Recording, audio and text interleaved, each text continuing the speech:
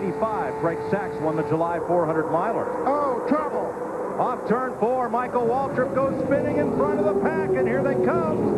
4 cars spinning. John Andretti, Kenny Wallace. 9 car, Stacey Compton goes down pit road. Elliott Sadler gets caught up in it. Now they'll race back to the flag. And, you know, I think they'll get this cleaned up before the race is over. They'll get it restarted, but you want to be in front when you restart because you won't have many laps to go. So they're going to race right back to the flag. That's right, Ned. The leaders have not taken the caution flag. The accident happened behind them. Here comes Benson up in turn number 3. Jarrett a car length behind him. Wallace trying to gain some ground. That's Burton in third. And then Bill Elliott. Wallace trying to gain on them. And here they come to the flag for the caution flag with 8 laps to go. Benson holds them at bay. Welcome back to Daytona. It's the big one, gang. It's the big one. It's what we've all been fearing. This kind of racing is going to happen. A horrible crash on the back straightaway that began when Tony Stewart got turned sideways against the backstretch wall number 20. Jason Leffler all torn up. The defending Cup champion Labonte. Stewart, there's fire underneath the hood of Bobby Labonte's car. He's out. He's okay. This is the view. You see Tony Stewart moving inside his car. Steve Park's car demolished. And Stewart's car flew and then had a car land on it. In front of his car, the roll cage is down on him. I tell you, and that doesn't look good. They're running in with the safety crew. There's Robbie Gordon, and I'm not so sure that car there didn't have something to do with the start of it. It looked like a yellow car got against the outside wall to me. Ward Burton, perhaps the fastest car here.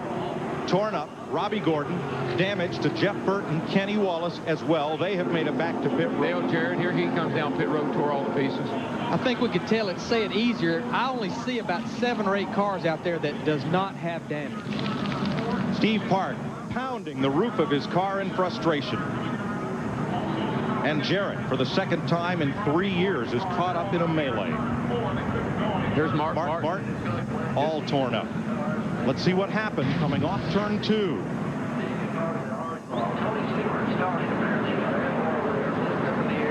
It's happened up here. I think that this car right here, man, and look at, is that Stewart's car? That's Stewart's car. Rode right across the top of Robbie Gordon's car, the 4 car. And I think everybody back up and look at it again. I think that the 4 and the 20 may have been that started that.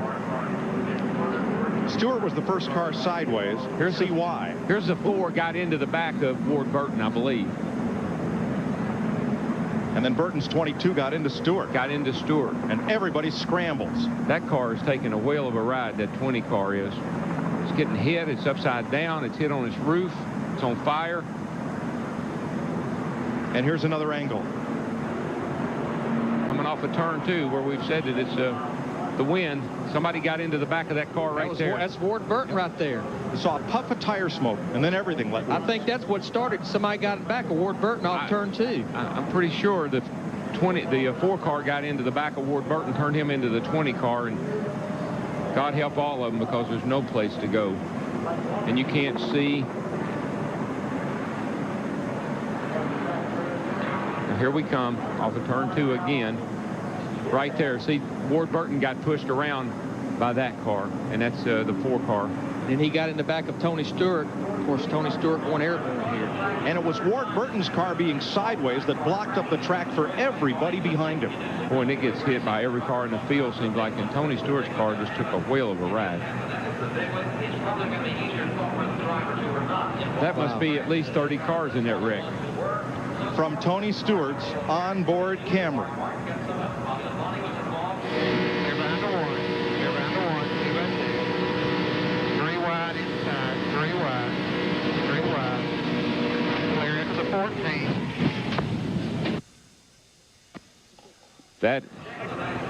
That is something a driver never wants to hear. 54 times I made it through. I flapped out of the tire. I made it through. And 4, bud. We'll put 4 on it. Here's one more angle from Mark Martin, whose car is now all torn up. It's the outside wall real hard. Gets hit again, and takes out.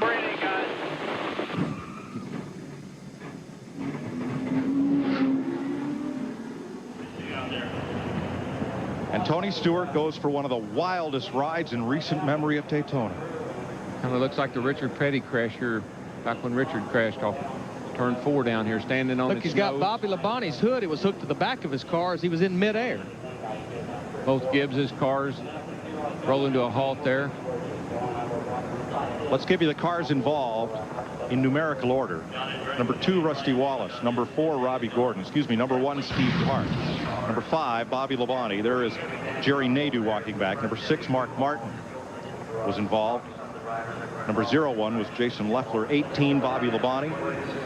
Number 6, Mark Martin. 20, Tony Stewart. 21, Elliott Sadler. 22, Ward Burton. 25, Jerry Nadeau. 43, John Andretti. 44, Buckshot Jones. And 88, Dale Jarrett. Tony Stewart is out of his car, and all the drivers involved have to take a trip to the infield care center. That is mandatory. There's Tony, helmets off, talking to the folks there. He's talking to Bobby Labonte, his teammate, as he gathers himself together and prepares to get out. But great news that he is okay. The red flag is out. The Daytona 500 has been stopped to clean up the carnage on the back straightaway. NASCAR on Fox continues from Daytona after this. Oh, my goodness. Bust us out there, Sammy.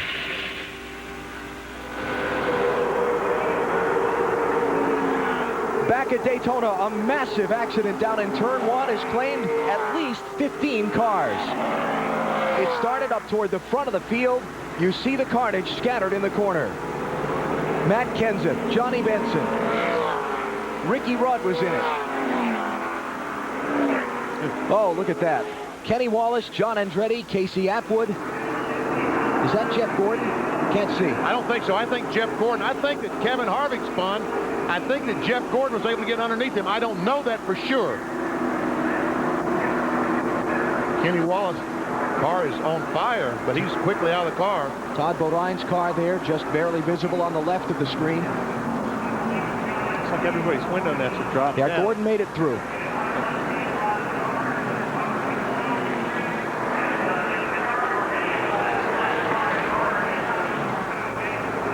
What a scene. Casey Atwood climbing out. Good news. Look at his car. All torn up. At the tracks where they use the restricted engine package, Daytona and Talladega, all the drivers talk about the big one. Harvick is out of his car. They talk about the big one, the wreck that sweeps up a large number of cars. It's just happened 3/4 of the way through the race. Yep. Jerry Nadeau damaged in it. He's just driven back around to pit road. There's Bobby Hamilton. See the Hans device he's getting off his neck, the head and neck restraint. One of the 2 that are approved and mandated by NASCAR.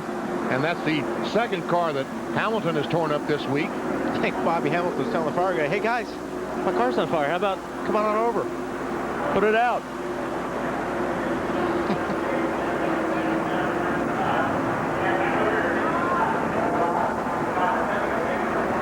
Sixth caution of the 500. And it was a big one. Let's take a look at what happened. There's Kenny Wallace. Out of the car, yep. All right, Jeff Gordon and the Kevin Harvick make contact going down in turn 1. And there we were talking about throwing the block, and that looks like what happened. And the first 4 or 5 cars get through, and then about the 7th or 8th, I don't know, about the wherever the 43 car of Andretti, that was the next car to hit. And after that, there's no place for anyone to go. That's right, the track just becomes completely blocked. Let's take another look. See well, that's kind of a little bit afterwards, but see Harvick slide back up. How did Ward Burton get through that? Wow. And all those cars on the inside. And then the hole closed up.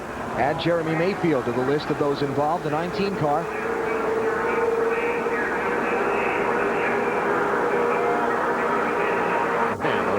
Now look, let's take another look here. Jeff goes down. Kevin Harvick goes to put on the block, drives down on top of Jeff. Jeff just didn't give.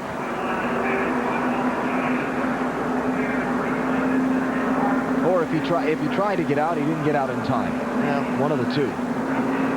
Andretti, a hard lick. Oh, wow.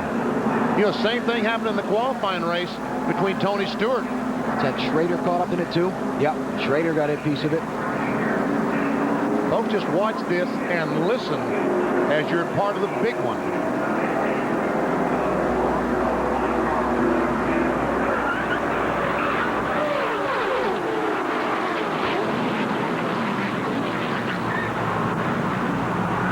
This time by, and look at this pack. Trouble off Trouble, turn big 4. trouble. Newman slams the wall. Oh, man. Comes Schrader, and Newman is in the air and over.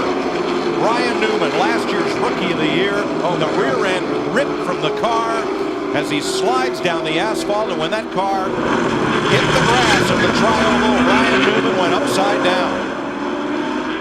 Come on, boy, get out. A crash on pit road. Bobby Labonte has slammed into Ken Schrader as Schrader slid through the infield grass. And the problem was Schrader was already wrecked. They come down pit road. I don't think Schrader could control his car. Ryan's moving in the car. So he is moving around trying to get out. Not a whole lot he can do hanging there like that. I mean, he's got to have help. Pretty big boy. He doesn't want to. Kenny Schrader's climbed out. Newman has signaled that he is okay. He is a strapping young fella. Yes, he is. Used to driving open wheel sprint cars. I mean, Darrell, this is a predicament trying to get unhooked out of that car upside down. Well, you got seat belts, you got the Hans device. I mean, there's just so many things. You got to have help. Man, it ripped the rear end housing right out from under that race car. When it dug into that grass right there, it just started tearing the car apart. Ryan Newman, USAC Silver Crown champ and Purdue University engineering graduate. He's going to climb out of that car with help, and here Bobby Labonte and Ken Schrader. I think Schrader was in the grass and he was going down through here, and I think his car must have gotten out of control, and Bobby Labonte was coming along and he just slid over in front of him. All right, you're looking down at Labonte's crew, looking to see if they have so much damage that they can't get back into the race. There you see Ryan Newman right there. Oh, yeah, he waved to the crowd.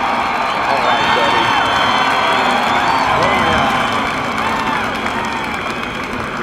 Second caution flag of the day.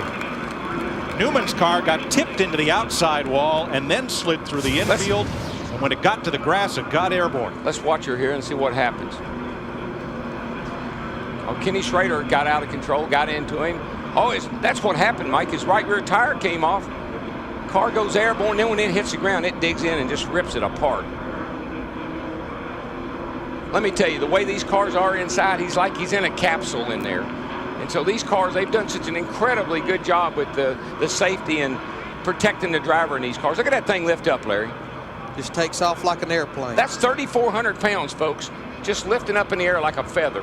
And the right rear wheel digs into the dirt and tears the whole rear end loose from the car. Yeah, if the tire hadn't come off of the wheel, it probably wouldn't have turned over like that. But once the tire came off, and it dug in and flipped it. Now, when Schrader's car was heading down pit road, he was basically a passenger because the front end of his car had been heavily damaged. And I think that's what happened at the end of pit road. He just couldn't control his car. Yeah, here they come. Here comes Schrader. You can see the whole right side. Well, back there, his right side's all torn. Of course, he got into the wall. The best news, driver number 12, Ryan Newman, climbed out of that car unhurt.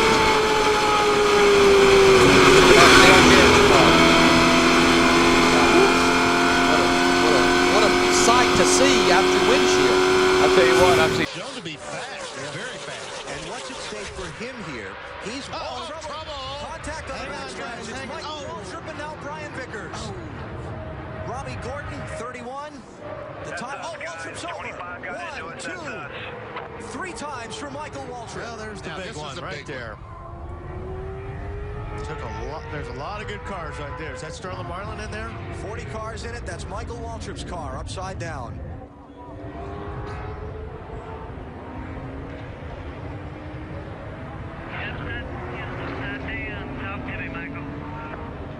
Terry Smith. See movement there at the left side of the car as we look at it.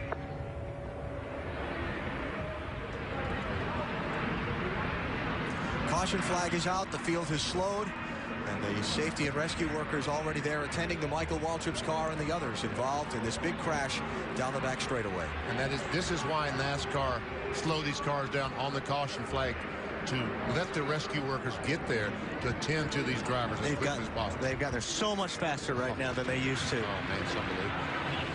And Wally, you know from your experience inside these race cars with all the safety restraints and so on, it's not a big cockpit area that a driver has to move around in, and Michael's not a small guy. No, Michael's a big guy. You've got your Hans on. Michael's got some extra wires connected to this helmet because of the camera that he's carrying, like I was yesterday. So there's a lot of things that are connected to you. You can't move. On top of that, you're upside down. It's hard to get the steering wheel off, and then when you let go of the belts, you got to be careful not to fall on top of the steering wheel column. So you got to really try to get your bearings, and just, if you're not hurt, just take your time. Those guys are there, the fire guys are there, and if you can just take your time and get yourself unhooked, I think, obviously if the car's on fire, you're going to create ways to get out quick. But there's Brian Vickers out of his car. Jamie McMurray in the accident. Driver with the star in his uniform. Back left of the screen. He's out of his car.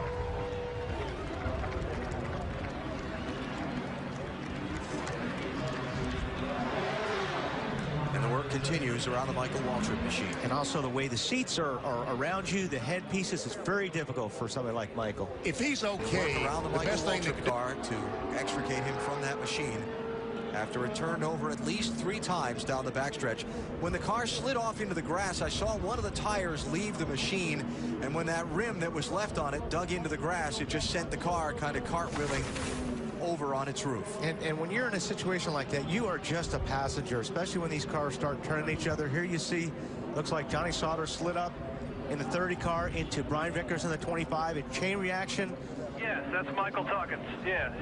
And Biffle, the pole sitter, looks like he barely got through there. So you see the tire come off of Michael's car, then it got into that grass softened by the rain, and it just dug in, just like we saw Ryan Newman's last year, and sent the car over. There's Harvick, Kevin LePage, Johnny Benson, Terry Labonte.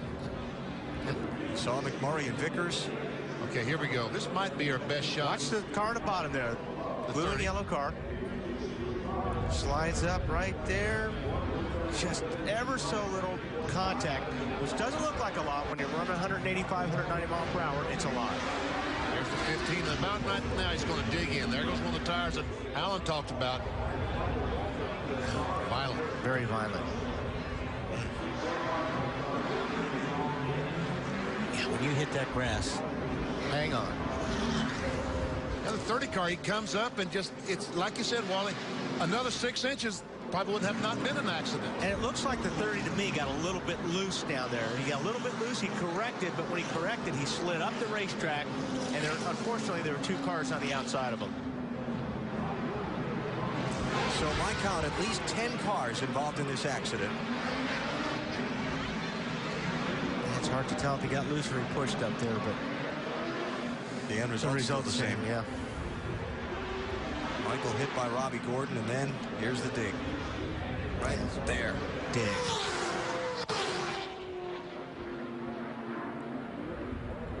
You can see just how high that he throws the dirt as the car goes over.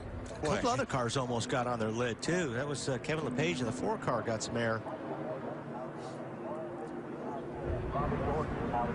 Now watch this. I think Biffle gets through it without too much damage. Hey, Benny, he just said on the radio they should show it from my onboard. Stay low. We are.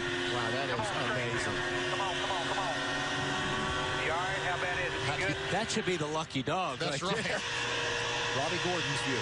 Robbie didn't have such a good time of it. Now. Man. That looked like yesterday. We're done. My car's killed. He said all this while he's sliding to a stop. Did you hear him say, we're done? Yeah. My car's killed? Crash.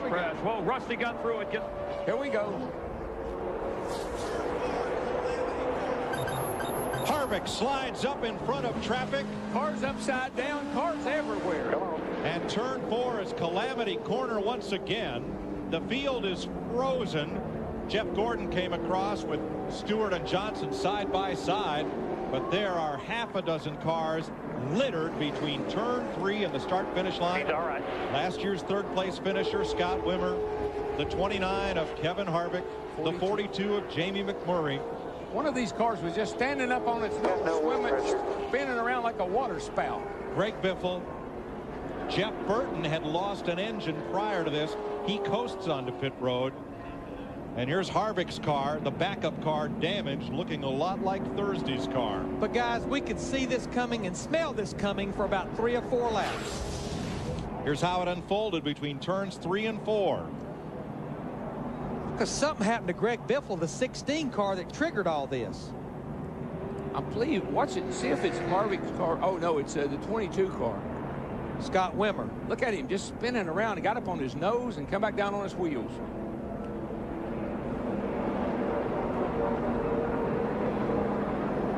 Boy, that old Ford turn, she's mean, boys. Watch the 22 of Scott Wimmer, the yellow car, take a wild ride here.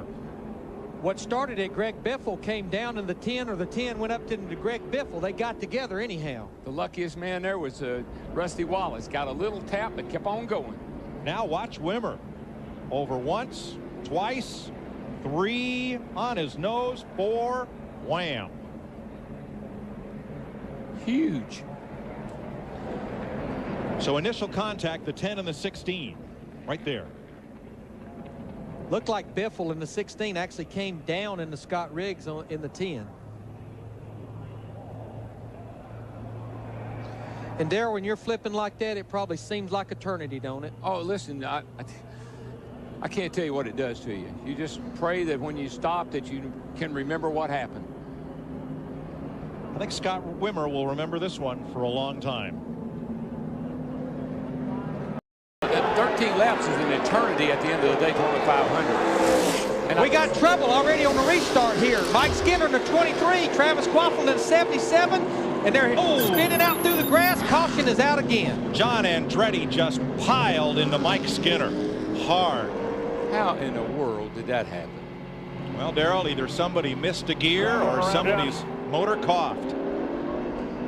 Now that's Skinner's car. Andretti's looks worse. I was just thinking Skinner was 10th. He was running 10th, having a great run. And Darrell, he was one of the cars that did not pit. You just wonder, those tires are hot. Did he spin those tires when he accelerated on the restart? Well, that's obviously what somebody did up here. We'll have to take a look at it and see what happened.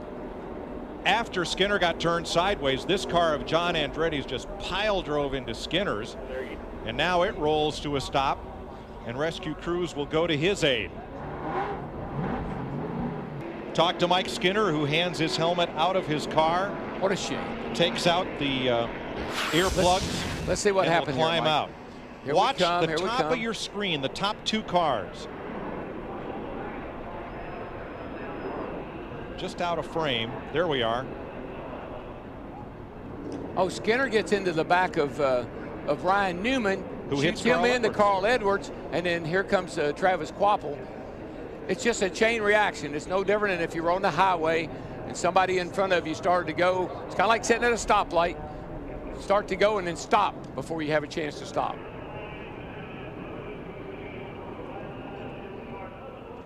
It almost looks like it started up there at about Kurt Busch, the 97, or Jimmy Johnson in the 48. They just started getting into each other. Even Dale Jr.'s lagging back. There's a huge gap between Dale Jr. and Jeff Gordon.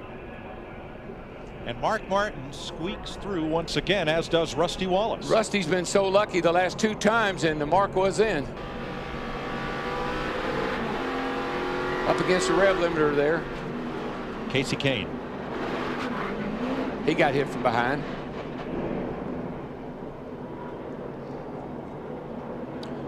Let's watch from Dale Jarrett. Clear by 3 on Sterling. Clear by the gun spinner. Stay low, stay low, stay low, stay low. He got the 9. Clear, all clear. Everything. It starts way up just behind Dale Jr. right there, and just everything accordions to the back where you just don't have any more room. When you're back in the pack, you really can't see around the car in front of you. You're just anticipating what the start's going to be, and then the spotter says go, and if If you happen to go and the guy in front of you doesn't, this is what happens. The later in the race, the more you try to anticipate. You got to have a good restart here. That's all you'll hear from your spotter. From our cable cam. They'll get on you constantly. The crew chief and the spotter will. Now look, you've been lagging back a little on these restarts. Let's get up here. It's the last one. Let's get going. And this is what can happen. And what's a shame, Travis Quaffle in the 77, Mike Skinner in the 23. They've overcome a lot of problems today. Was up there in contention, at least for a good top 10 finish. You see this happen on the roadways. The first car to hit their brakes is never part of the wreck. It's all the fellas following close behind, 3, 4, 5, 7 cars back that end. A multi-car crash has just occurred in turn 3. Kyle Petty is involved. J.J. Yaley in the 18. That's Carl Edwards in the 99. Someone spun going in turn 3 and backed across the racetrack in front of all these cars and left them no place to go. Might have been Kyle. I'm not sure exactly who it was. Here are the replays. We're under caution at Daytona. No tire on that left rear, BP, the 45 car. Let's see. There's Jeff. Oh, wow. Jeff Green breaks loose through the grass, then up the track. Kind of a strange crash, really. Joe Nemechek almost, I mean, right in the door. Looked like Schrader did a good job getting around it in the 21. And left those guys with absolutely no place to go. And we see what happened to the left rear of the 45. The 99 car just knocked off the tire and the quarter panel of the left rear.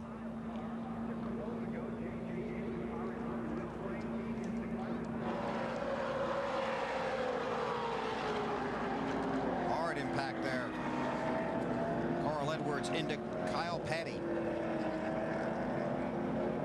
Not sure why Jeff Green lost it there going into the corner. It's kind of it looked a little bit strange, BP. I couldn't put my finger on why he lost it before he even got to the corner. Yeah, I think we probably need to back up just a little bit and see if we can have some idea what happened. I'm not sure exactly. I'm like you. Didn't look right.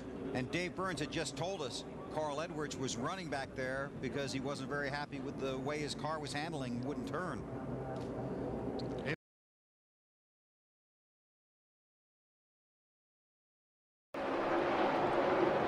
And all of those cars are cars that had made green flag stops prior to that caution. Boy, Brian Vickers, Dale Earnhardt Jr., that ain't going to work, boys. Vickers hard. Here we go. Kyle Busch, the dominant car of the day, in the wall. That was wrong. And 10 cars sliding, slamming into the infield. Jimmy Johnson, totally uncalled for. Totally. I don't care who you are. That was just wrong. Caution is out. McMurray was a contender. He's all torn up. And the dominant car of the day, that of Kyle Busch, is a victim of this pileup. Let's look first from the DirecTV blimp. This is the result of a driver that's a little frustrated. All right, there's Brian Vickers. There's Dale Earnhardt Jr. in the 88 right up there at the front on the inside. Coming off 2 down the back straightaway. Junior gets a good run. Vickers puts a little block on him. And then you be the judge. Let's reiterate the rule. You are not allowed to advance your position below the yellow line. If you are forced below the yellow line, you must come back up and blend in. Vickers puts the block on him, and then Junior just turns right back into the racetrack, right in the left rear of Brian Vickers. Saw a similar situation like that yesterday in the nationwide race. And the results are a good 8 to 10 race cars torn up. Now Vickers makes a legal move coming down to block Dale Jr. But instead of blending in, Junior caught the back end of Vickers' Toyota. And of all the cars in that crash, you have to feel for Kyle Busch. He had led 88 laps, far more than anyone else today, but his number 18 is junk. Just all of this uncalled for, mainly with 75 laps to go in this race.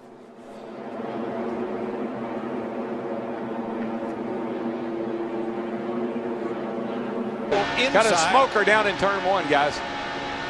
Car spins and gets collected down off the banking between turns 1 and 2. Regan Smith is in it. Brad Keselowski and Keselowski's teammate, the 77 Sam Hornish, are all involved. And I mean, Jeff Gordon in that 24 just squeaked by. And, you know, most of the wrecks we've seen down here have actually started mid-pack and back. First caution of the day. Oh, Max Pappas from Como, Italy. His first 500. He's on the apron.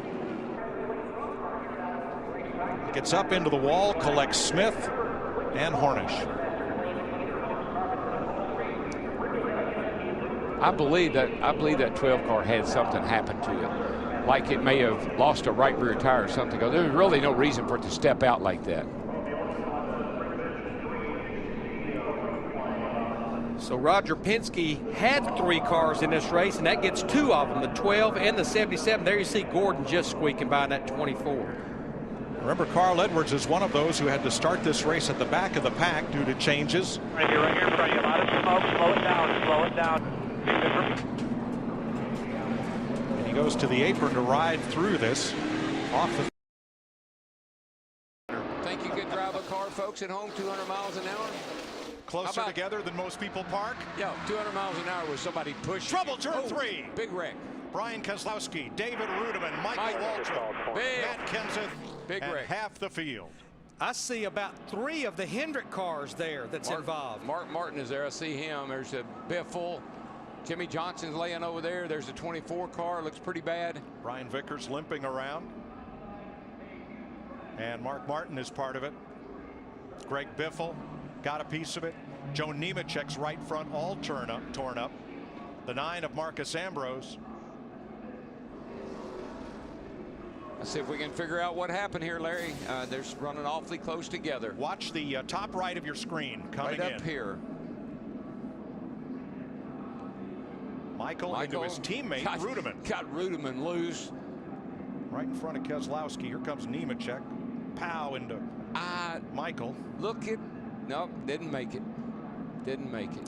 Brian Keselowski, we just talked about, was involved. That white car up against the wall there. There's Mark Martin down here, Jimmy Johnson, Jeff Gordon. My. Let's see if we can see anything. Well, there's not a whole lot to see. Michael just got into the back of the. Tony Stewart did the same thing to Michael in the Bud shootout. Got into him pretty hard and turned him around right there and got Michael with it. And Darrell, everybody was going to the apron, but those cars sliding off 31 degrees of banking, that's where they're going to end up. It's kind of an old saying down here. What goes down must come up. And you try to go around on the outside if you can. Jimmy Johnson's 48 just barely got into the back of Matt Kenseth to do enough damage to the right front. The old Aaron Stream machine, she's done. Marcus Ambrose is going to the garage for repair. Michael Waltrip's car comes steaming toward the garage. Brian Vickers in the 83 car gets a lot of damage. Marcus Ambrose in the 9. Look at that. 3 Hendrick cars, 24, 48, and 5, all slamming into each other. Teammate Matt Kenseth and Carl Edwards, 3 Fords. Trouble already. The wall. Slams to the outside. It's 5-time champion Jimmy Johnson. He collects Danica Patrick and the 34 of David Reagan. Trevor Bayne, the 21 car, winner from last year. You see him involved. Kurt Busch is involved. I'm a little worried about Jimmy. He took a hard lick right in the door. And there's the HendrickCar.com Chevrolet of Kurt Busch. He's got damage. 1 lap and 600 feet, and it's calamity. Oh my gosh. Jimmy took a really hard lick, that second lick. David Reagan's Ford, his first outing for Front Row Motorsports. Busch will make it back around to the pits. Both of our winners from the Daytona races last year involved. Trevor Bayne won the 500. David Reagan won the July race. When you see the replay of this and you see what Danica did, you won't believe it. All right, let's keep an eye on Jimmy Johnson. He's right tucked up underneath the 78 of Regan Smith.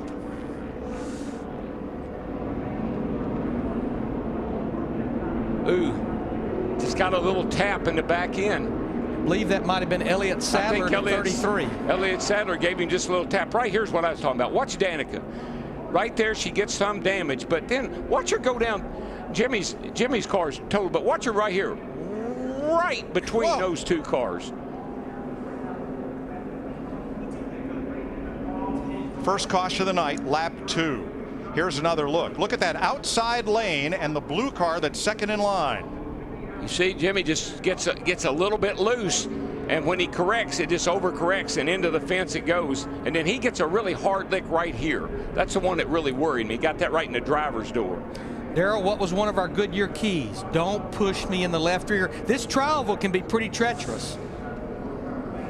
Now from the blimp, watch for the green car as Danica Patrick comes into frame from the top of your screen.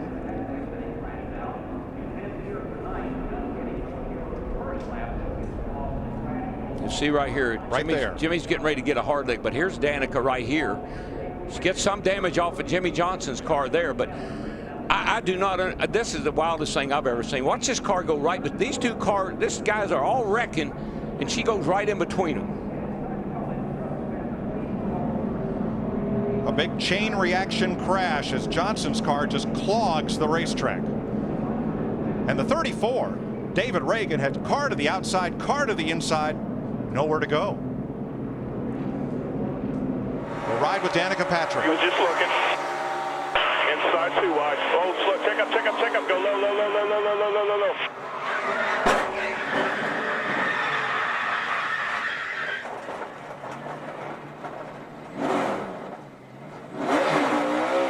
And now with Jimmy Johnson.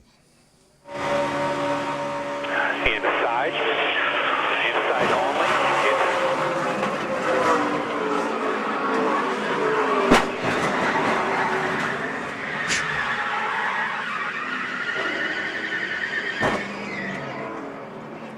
All the drivers involved have either climbed out of their cars or driven back to the pits. They're okay, but what a hard hit.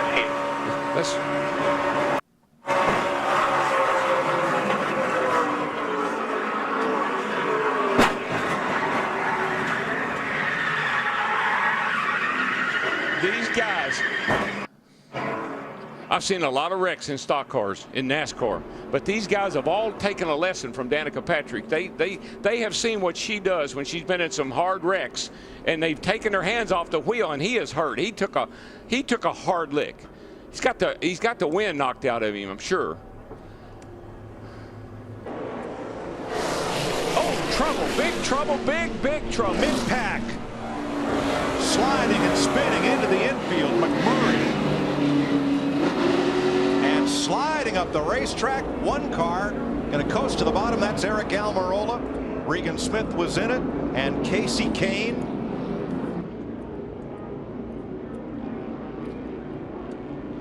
Got a little wobble.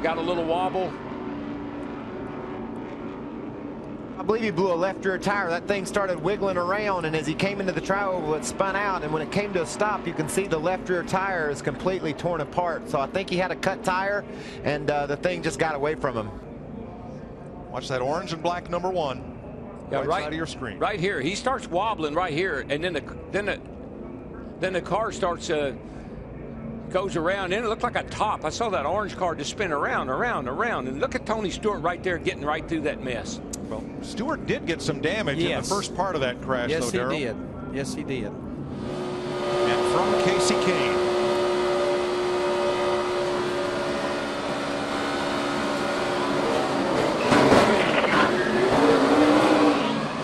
Whoa, Keselowski almost went over. And we'll ride with Regan Smith in the furniture 3 wide. car. 43 still outside. Right there, you see it. I don't think he can see anything.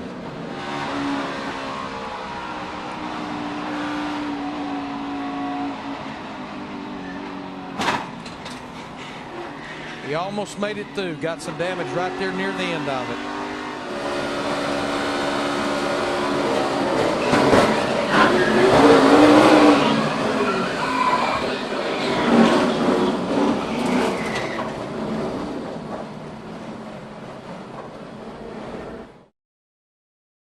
Chevys, Harvick, Menard, Newman, and 14 Tony Stewart. And there's Tony Stewart's teammate, Ryan Newman. Oh, Tony's going around. Another wreck through the tri-oval. Kyle Busch, hard slide through the grass, no contact. At least half a dozen cars involved in this one. Dave Blaney drives away. That's Kyle Busch. Caution flag number 10 with 4 laps to go. Landon Castle, or excuse me, David Rudiman. You know, Tony got around, but I don't know if he got a lot of damage or not. I see a lot of body damage and tires that got the side rubbed off them, but the car didn't look that bad once he got it straightened out. Let's check with Matt. EW, he just told Steve Addington, I pretty much said that we're going to need tires, but I got it. Steve Addington, Stewart's new crew chief for 2012. Let's see what happened. There's Tony is right back here, and I see him all of a sudden. He gets a little push from behind, maybe from Joey Logano. He and Stenhouse go around. Newman and Busch. And Newman and Busch was actually in front of Tony a little bit when that started happening. Have to take a couple more looks at that. Kyle Busch went for a long wild ride. Blaney involved. Let's see here. Here's 39 up here. Right there. Stenhouse got into the side, and Stenhouse in the 6 got into Tony. I'm not sure though that David Gilliland didn't get into the back of Stenhouse and push him up into Tony. Could have to look at it again. That's about the second or third wreck we've seen on the exit of the tri-oval. It just starts narrowing up right there. Cars are really free and loose right through the tri-oval. I'm telling you, you're running 200 miles an hour through there. It's hard to hang on sometime. You saw there where Kyle Busch in the 18 jumped down in front of Ricky Stenhouse in the 6. I know Stenhouse hit Tony. I'm not sure if he got forced into him. Here's smoke right out here. All right, there's Stenhouse with Gilliland behind him. No, you know what? The 20 car and the 6 car make a little contact. You're right. And I'm not sure that didn't move the 6 car up, Stenhouse up just enough that he got into the left rear of Tony Stewart. So let's regroup here. Joey Logano and Ricky Stenhouse make contact. First, Ken's at second with a push from Gordon. Oh, Kane! Kane gets around, slides across the track. Dillon misses him. More carnage down toward turn number 1. Montoya, Harvick. For real low apron. All with damage as the caution comes out.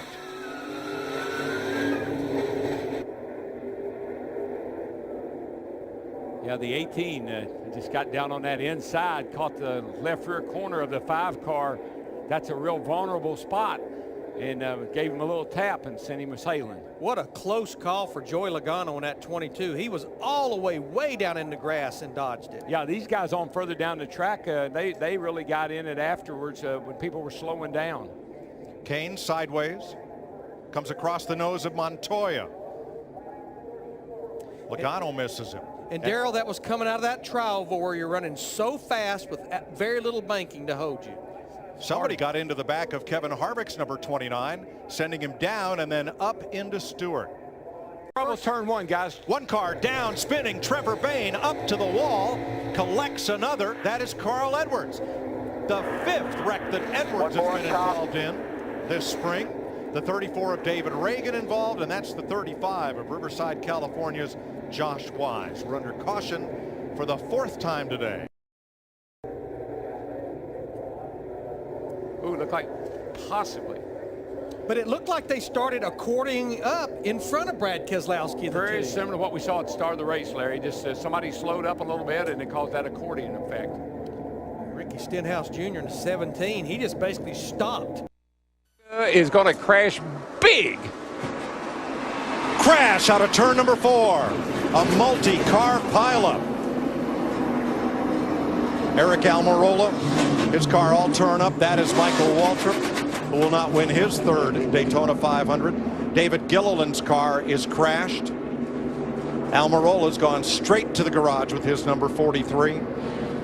Gilliland stuck in the mud, and Danica Patrick. And Mike, Danica, she pounded that outside wall head on first.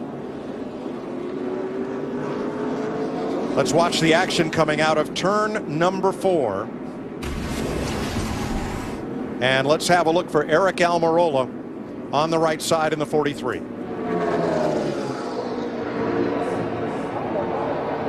It looked like the 33 car of Brian Scott, something. And watch Danica right there. Man, that was a lick.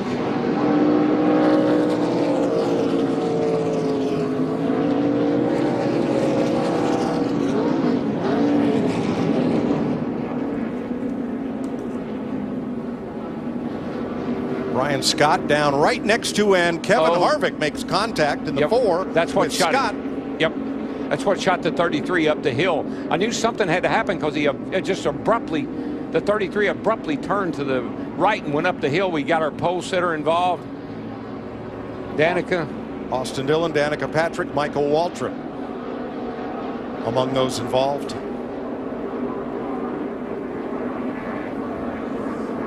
There's Waltrip coming off the outside wall. He collects Justin Allgaier in the 51.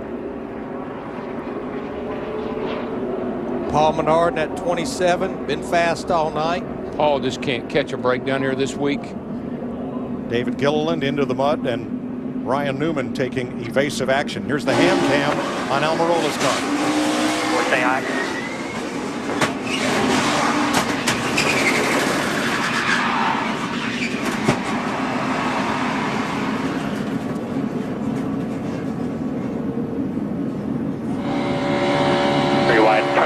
With Danica Patrick. The longest line.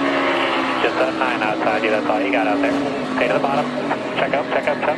Good job, good job. Back it down, nice and smooth.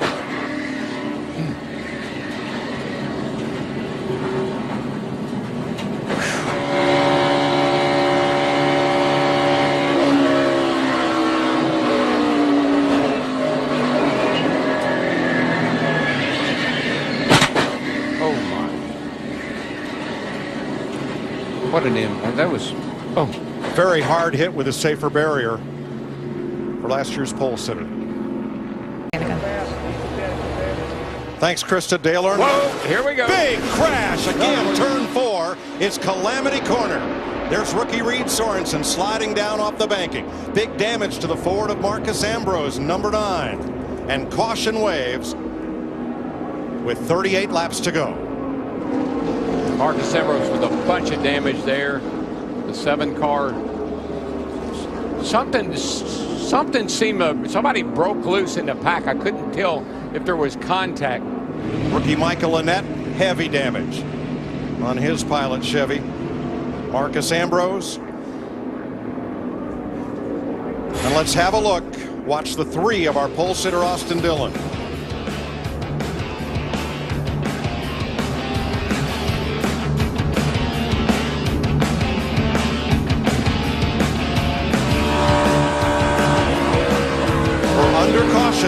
In the Daytona 500. And these guys are using every bit of the skill they have. They're trying to, got another car. Up goes Ryan Newman. Justin Allgaier, Brian Scott, Terry Labonte. Gone. Cole Witt. Right at the back of the field. Unless they can get this cleaned up in a hurry, this is not going to be good for those drivers up front that are very marginal on fuel. Parker Kligerman involved as well. Both the Swan Racing cars torn up in this one. Well, they did that earlier in the week, and they were just lucky to piece everything together to make this Daytona 500. And now they've got a couple of more torn up cars. What a bad bunch of luck for them. 6th caution flag with 6 laps to go. And Terry Labonte's dreams of winning the Daytona 500. It's no coincidence. It's no coincidence, Mike and Larry, that you get down to the end of the race, we have these kind of things happen. I mean, like I said, you just can't give anymore. Well, it looks like the 3 car of Austin Dillon got into the back of the 31, gave him a shove, and it got him loose. And I think Ryan Newman in the 31, Darrell, was checking up for something in front of him. Plus, it just as he was about to turn off in the corner as well. He got a little bump. Here's another look. Watch the cat Chevy of Newman, 31. Man, it just, that little bump, and it turned him. It's just in that vulnerable spot. going into that corner. The car's a little free right there. Casey Mears in that 13 somehow got through there. I think he's done that all night. He has. This happened back about 14th place.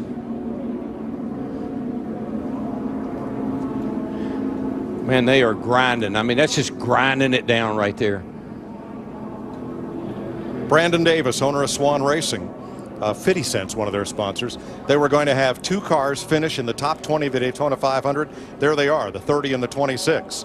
They're going to finish on the rollback. Frankie Stoddard's car for Terry Labonte, who said after he qualified Thursday in the dual race, this would be car smoking back of the field, drops back out of play, 3 wide. Big cluster coming off turn number 4. Smoke, trouble way in the back, but here come the leaders. The question is, are they going to throw the yellow, or are they going to let them race back? 7, 8 car pile up in the back straightaway. Caution is out. Joe Logano. Keep coming. Just stay on the gas. Back straightaway. Stay on the gas. Coming to easy here. They say roll out of the throttle. It's over, boys. It's over. Middletown, Connecticut's Joey Logano wins the Daytona 500. Daytona 500, guys! Hell yeah!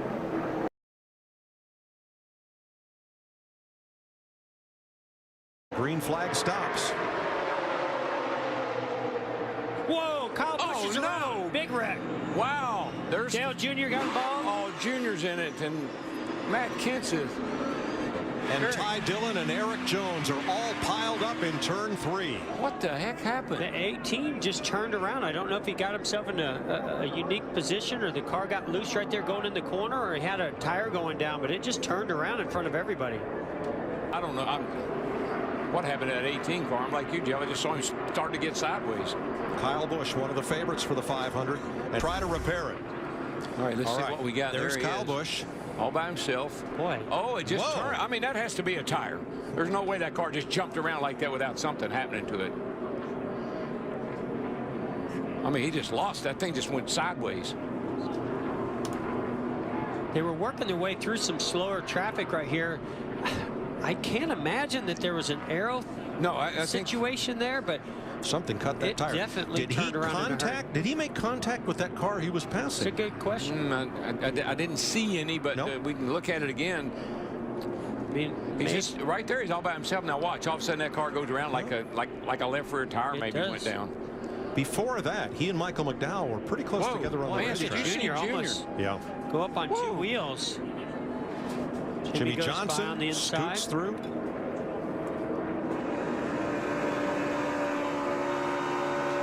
No, that thing just turned around, Mike, all by himself. You're right. McDowell was nowhere near him. Right. Down the back straightaway, cars get a little bit loose and crazy as they get the end of the back straightaway. I mean, do they think it's 10 to go? Trouble. Here we go. Here we go. Jimmy Johnson got turned, and they pile up behind him. 14:48. I mean, the whole crowd. There's a 10.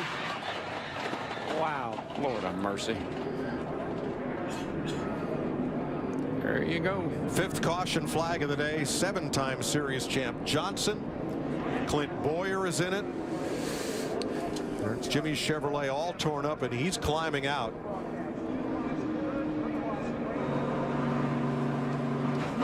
DJ Kennington just drove into the garage after that one. Goodness gracious. Joey Gase, Denny Hamlin. Now watch Jimmy Johnson outside, 2nd row. Oh, they got 4 wide. What happened was the 1 car, he snuck to the outside of the 48 getting into turn 3, and the 6 tried to go to the inside.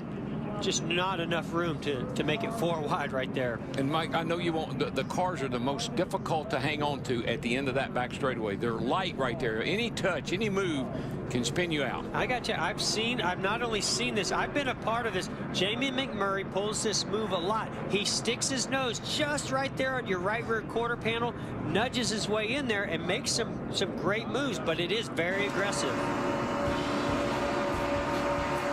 Caution is out once again for a big pileup in turn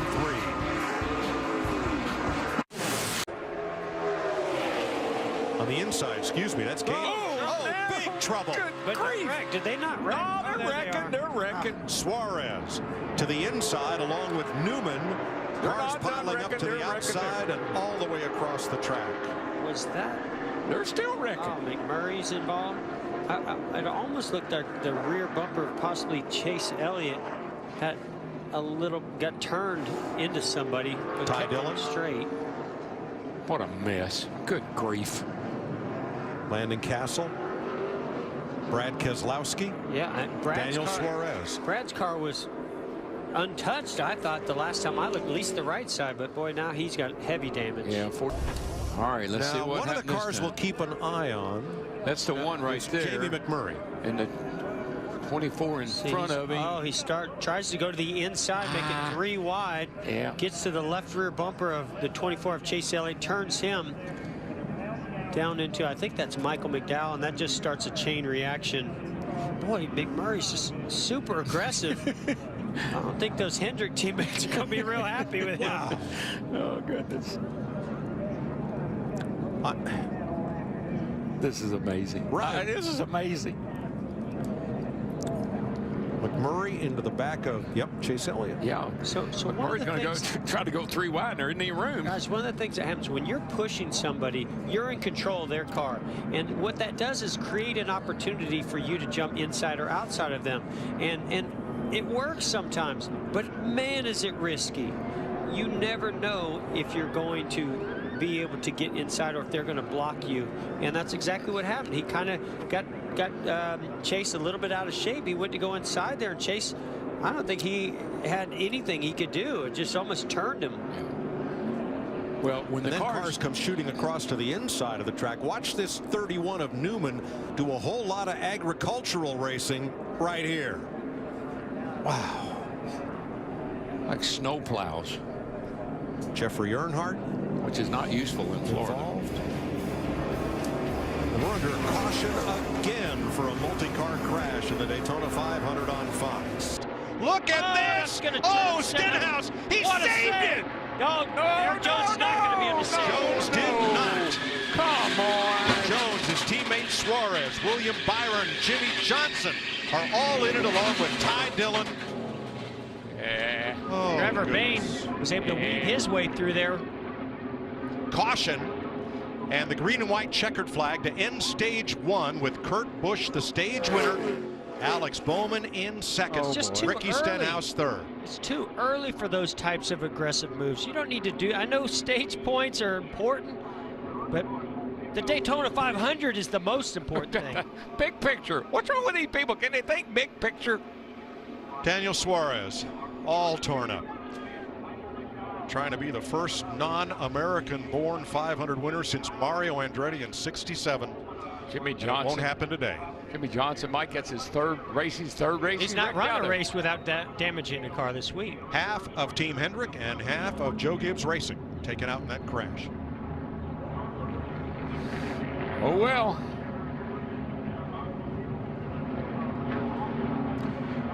There is Eric Jones, last year's Rookie of the Year. Such high hopes for him today. The blimp is a great view to sort out what happened here. 3 wide. Look at the orange number 19 and the 88. So the 12 of Blaney goes try to make a move on the 17 of Stenhouse. He blocks it. They make contact. Great save by Stenhouse, but so much momentum coming with the 20 of Eric Jones. When he gets into the back of the 17 of Stenhouse, his car starts going around on him. What a shame. What a shame.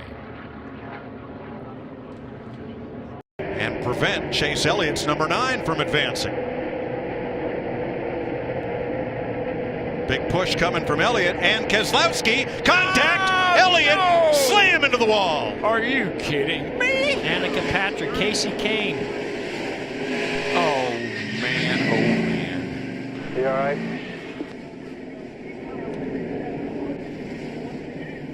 Yeah, I'm good. Oh, took the wind out of Chase Elliott. Yeah, that was Elliott, Kane. Here's Danica Patrick and Kevin Harvick. Chase Elliott climbs out.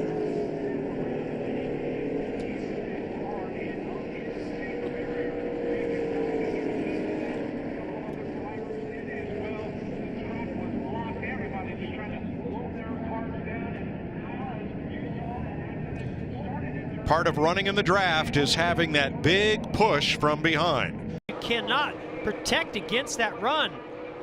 Oh, Kurt Busch! Around off the bumper of Blaney. Inside. Inside. You should be the leader. Truex not able to avoid this one. Or Bowman. Oh, Bowman's got it.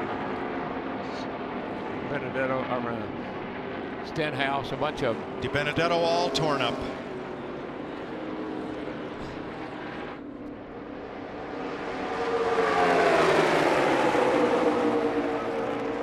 Hamlin put a block on the 41. Yeah, that stalled out the 41. The 12's right in that area, that left rear that turns him around. Collects half the field. It was on from there.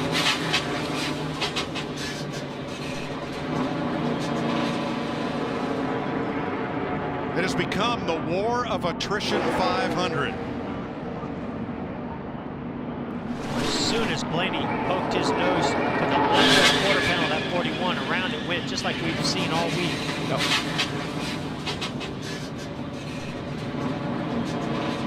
Let's watch from the rear bumper cam of Denny Hamlin.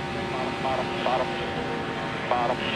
Inside. They're wrecking behind us. Inside. Caution. Watch your inside.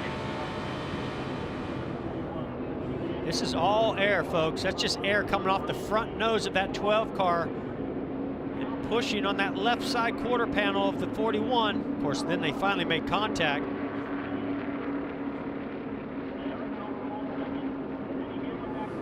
Wadded up a bunch of race cars. Oh my goodness. Looks as if as many as eight lead lap cars made it through unscathed. Wow, what a shower of sparks. It's like a really bad video game. And some of those eight, like Ryan Newman and maybe Allmendinger, do have some damage. But those are what about these shots?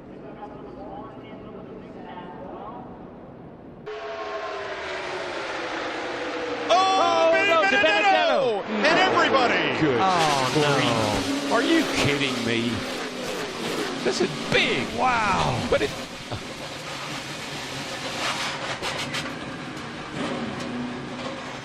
Boy, it just reminds me of the Clash. Same type of carnage that we saw where these cars were going everywhere. A lot of damage as they all got to turn 3. Well, that ruined everything.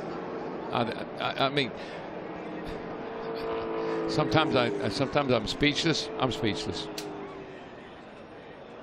You know, there's just those feel-good stories that build in a race, and boy, Matt DiBenedetto was doing such an amazing job. Oh man, I know he was. So let's go to the Goodyear blimp as drivers climb out or try to make their way back to pit road, and look at the outside lane. DiBenedetto and Paul Menard. Yeah, Paul Menard giving a pretty nice push down the back straightaway to DiBenedetto. Gets to his right rear. Oh, yeah, that just starts to turn him a little bit. Got him in the right rear. And then he collects Menard. Yeah. Logano just misses it, but the whole outside lane and half the inside pile up. And this is exactly what we were just talking about. At this stage in the race, you can start to taste victory in the Daytona 500. You want to see that checkered flag, and you'll do anything to get it, and you know you've got to be more aggressive with those bump drafts. It looks exactly like the Clash.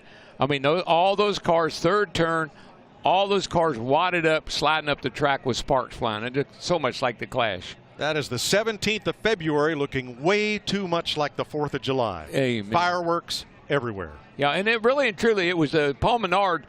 He gave DiBenedetto a little shove, but it was on the outside, on the right side, and that just turned the Benedetto into the outside wall, and then it was on from there. And a different situation than we saw in the clash between Menard and with Jimmy Johnson, but it was a similar thing when we heard the spotter on the 21, Menard say, well, he zigged and we zagged. And in this case, Menard told his team on the radio, I just bumped him a little too hard. Yeah, I mean, what are you going to do? It's the end of the race. You're trying to help that guy. You're trying to help DiBenedetto. You're not trying to wreck him, but just bad judgment. Look at that 10 car. Almirola's number 10. Look at David Reagan underneath the 10 of Almirola. David Reagan, see what springs he's running. Look at that. All those sparks flying. Gosh. Amazing shots. And all Almirola wanted was a chance to win it on the last lap. Yeah, well, he didn't like quite, last year. Didn't quite get there. Close.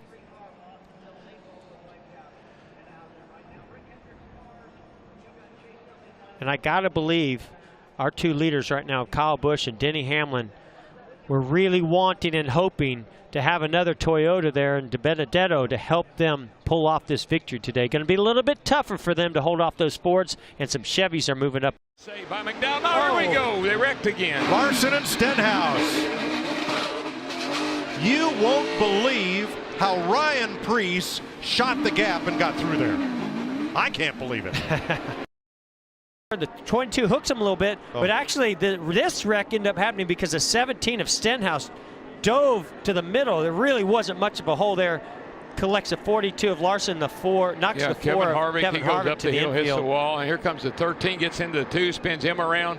Holy smoke. I thought the truck race that night, they had 6 trucks or 7 that were running at the finish. I thought, I'd never seen anything like that. Oh, Boyer gets turned. Yeah, looked to me like he came up just a little bit too early on McDowell. Oh, my gosh. And William Byron's luck runs out. Get through that one. What memo did we not get? I mean, this is crazy.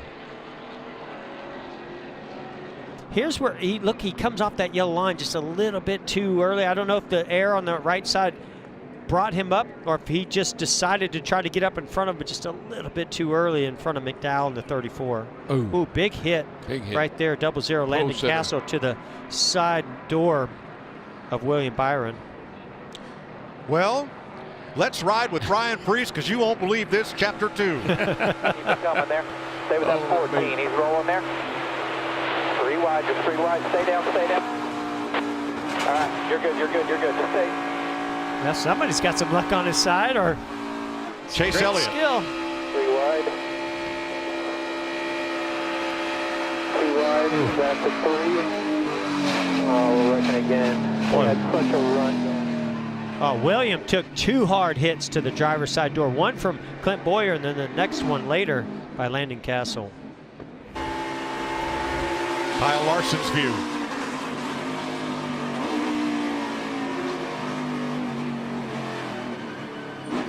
I love it. He's all the way down to second gear. Gosh. Oh, my Lord. I'd like to explain all this to you, but there really isn't an explanation for it. I just wish Boyer could have stayed down on that yellow line. That was going to put him in such a great position.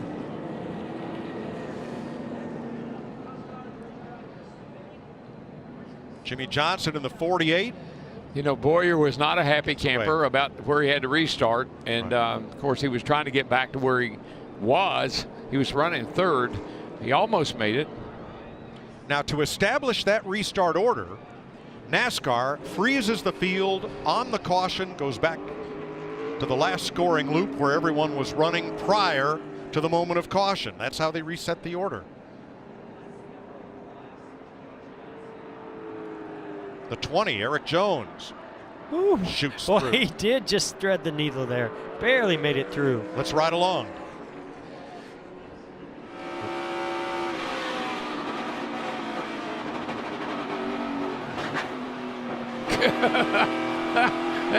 Oh, man, the gates just parted. I mean, everything opened up. He went right through. Trouble. Hey, Greg. Here's the big one. Man. Well, there goes half the field. Sure does. And it's Ryan Newman leading them around. Oh, Jimmy Johnson. Hopes in his final Daytona 500. Kurt Busch, another former Daytona 500 winner. Brad Keselowski trying to win it for the first time, all torn up. Bubba Wallace, Eric Almirola, one of the fastest Fords in this entire field. And here's Martin Truex, who couldn't get back to the lead pack and gets all torn up. Smoke out the exhaust pipe. That's not a tire problem for the 18 of Kyle Busch. We are, of course, under caution with 15 to go. Watch the outside line here, Jeff. You can see Joey Logano really aggressive to the rear bumper of the 10. He's going to push him all the way up to the 2, and they just, right before the 10 gets there, there's a little bit of movement, and that little bit of movement, when you make that much contact, turns your car right around. That's exactly what happened to Brad Keselowski and the 10 of Almirola. And that happens right in front of most of the field. And that really all started with a big push from Joey Logano. Remember Joey Logano talking on the radio earlier about, you got to tell me when I'm pushing that car and it's going to make contact with the car in front of us. Well, that happened right there with his teammate. Here's our Ford onboard camera with Logano. You could hear he started to lift, but unfortunately Almirola's car started sort of swaying back and forth right before he made contact with the 2. Hooks his bumper, turns him around. Oh, he slammed Alex Bowman. And then it's on.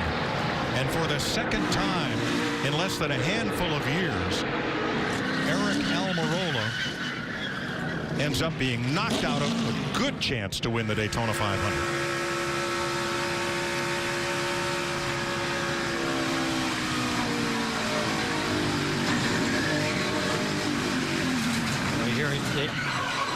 On board with Austin Dillon. He even downshifted, trying to get that car slowed down enough to avoid this accident by Denny Hamlin. Can he put the block on? Oh, car. Oh, 77. Right behind you. That was Ross Chastain. Got down on the apron, turned him sideways up the racetrack. Straight into Ryan Preece. And we have involved. Another multi-car pileup. With 2 to go, we'll go to overtime. There's the Connecticut Kids car. Joey Logano. Logano's got a flat left rear and trouble on the right front. Ty Dillon stuck in the grass. No rear deck lid or spoiler. Well, that was a big hit by Ross Chastain. He wants to make it around to pit road to load the car. Yeah, I believe so. And Ryan Preece, that car won't steer. It's against the wall. Now Almirola, that's prior damage. He just got back out there, and maybe a little current damage. Watch 77 right here. Well, I knew those cars were going to stall out. You can see right there, Ryan Preece sort of pushes Chastain down onto the apron. As soon as it gets down the apron, he loses control. And heavy impact to the 22 of Logano from Chastain. Car goes sideways. He tries to correct. You know, those kinds of impacts for Logano, it might not look as big of an impact as what we see some of these other cars because of the damage, but when you get right into the driver's side door and then the passenger side door goes to the wall, those hurt. That almost looks, Jeff, like the right rear went down with all those sparks and the car just took off. I think the car, once he came up on the apron, the car just got a little sideways. He tried to correct, and it caught the banking and shot the nose over.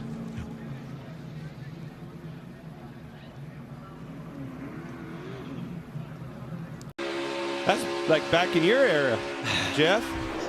Oh, no. Oh, no. Almirola Bowman. Oh, the 24's on his side. Remember what I said, Clint, about 21 cars? I don't know if we got there, but man, that took out a lot of race cars and a lot of great race cars in there. I know Eric Almirola was one of the front ones up front, so anytime that happens up front, you're going to take out a lot of them. There's Jamie McMurray. All these cars stuck in that mud. We've had heavy rain down here overnight. Tyler Reddick. That is a dozen of destruction. Well, we talk about being aggressive, bump drafting, switching lanes here early on. Only 14 laps into this 200-lap race. Oh, Eric Almirola, who won his dual race, thought he had a great shot for the 500. All torn up. Christopher Bell, new to the Joe Gibbs Toyota team in the 20. And Eric Almirola racing hard here. Watch the 10 and the 20 down on the bottom. You can see the outside 48 Alex Bowman doing a little side drafting to the right side of Eric Almirola. And I see a gap in between Eric and the 20 car. And look at the push coming from Kyle Busch to his teammate Christopher Bell. Now that's going to get him to the rear bumper. big shot. He just got over on that right side. I could tell you another part of that equation, Jeff. These cars, they have skew in the rear ends. That's obviously for speed and make the cars go fast, make them pull up to other cars. It's also, in my experience, makes them squirrely. When that car hits him, it pushes that car into the steer of the rear end, and it can turn you in a heartbeat. We're so reminiscent when Eric Almirola lost the lead in the closing yards of this race in 2018. He was along for the ride. As soon as that contact hit, it just turned his car right. He took the words right out of my mouth. Unbelievable. Crushing blow to so many teams, so many efforts that it goes into having fast cars and being at this Daytona 500. That was a lot of heavy hitters in this one. We're going to ride with Ryan Newman through this. Well, look at that 24 car go up on the side on 2 wheels. Smashed just as badly as he got with his primary car that's Thursday his night. backup car. At least a dozen cars involved. Oh, David Reagan torn up as well. Foul in tow. Dillon on the bottom. The runs on top. Oh! Teammates. Around they go in a hard crash. Kyle Busch. Kyle Larson. Caution is out. Bubba Wallace is in this. Austin Cindric. Hard hit by Kyle Busch. Caution's out. McDowell is first to the line, but will have to go back to the moment of caution, which ends the race. Brad Keselowski is climbing out. He's okay. Joey Logano we see taking off the gloves and the steering wheel. I think McDowell's the winner of this race, guys. He was first across the line. NASCAR will review and have to determine the finish at the moment of caution. And we'll wait for official word. Huge win if that's the case. But Bob Jenkins' Front Row Motorsports crew is celebrating on pit road. Oh, wouldn't that be incredible? You're going to see some emotion out of this guy if this comes back official. A lot of tore up race cars. All the Chevys torn up. You saw Priest with damage. Chase Elliott with damage. This was a really hard hit. Kyle Busch when he came in. Yes. And the AMR safety crew very quickly on the scene, being directed. Look at the damage to the wall. It's a bumper cover up there. And there's Kyle Busch climbing out. That is a great sign, and that means everybody has climbed from their cars after a huge pile up on the final lap of the Daytona 500.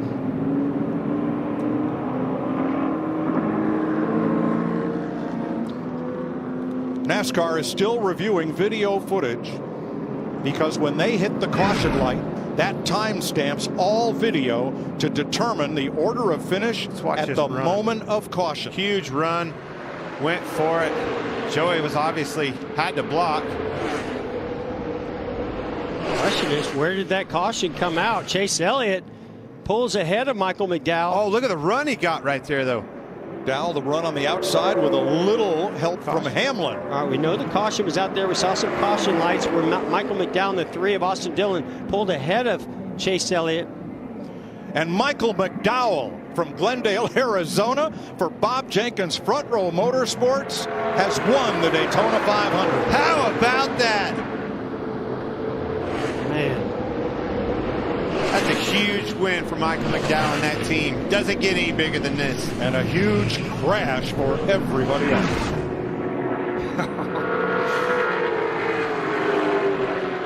McDowell is the 40th driver to win the Great American Race and the 8th driver in history to score his first career cup win in the Daytona 500. And yes, Clint, he led only the last lap. That's all it takes. Only one you need to win. Awesome job. Man. So happy for him, his family, that team. That's pretty cool. Has a road racing background, worked his way up to the Cup Series. Has had a variety of different teammates. Yeah, I said it. We were talking about it when they were riding. Yeah, you're giving him props. Every time you look over, and you always saw Michael. Burn it down, baby. Yeah. But isn't it something? There's just something about these super speedways where certain guys just have a certain knack for it, an ability to pull that off. And you're right, Michael McDowell is one of those guys that does it often. A man of deep faith. He'll be joined in victory lane by Drew Blickensderfer, his crew chief, who reminds me, Larry reminds me, it's Drew's second 500 win, and his new spotter, Clayton Hughes, for 2021. Yeah, that was Mark Truex Jr.'s spotter for a long time. Well, let's repeat, all drivers involved in that horrendous crash in turn 3 have climbed from their cars and appear to be okay. Yeah, that's great news, because when I saw Kyle Busch go in there with such a lots of fans cheered for that. Flying the American flag on the helmet.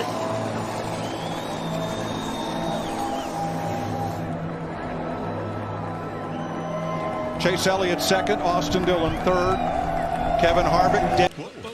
Oh no!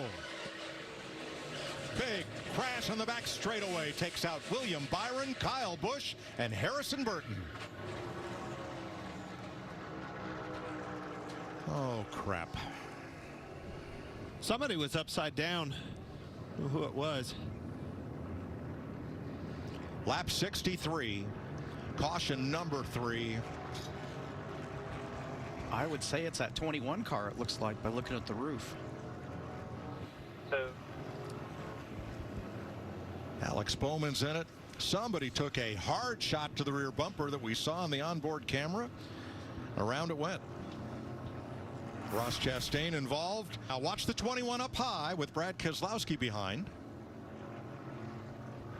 He's flanked off that right-hand side.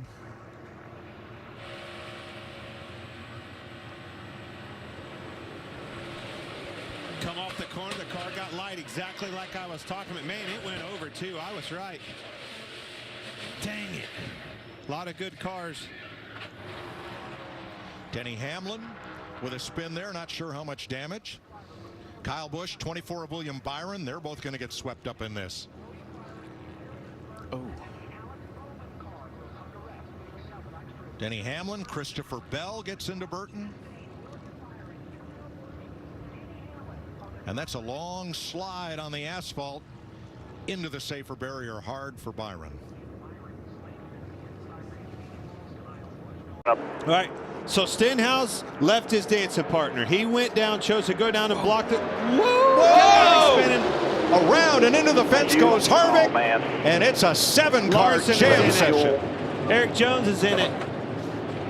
Noah Gregson's in it. Dang it. Chase Elliott.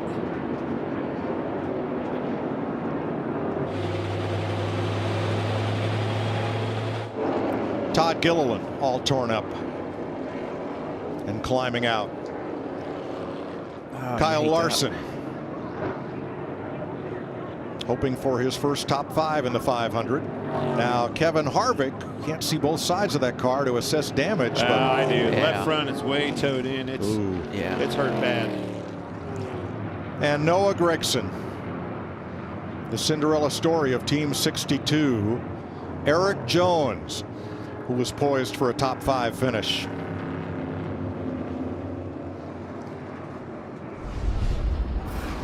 From the Goodyear blimp.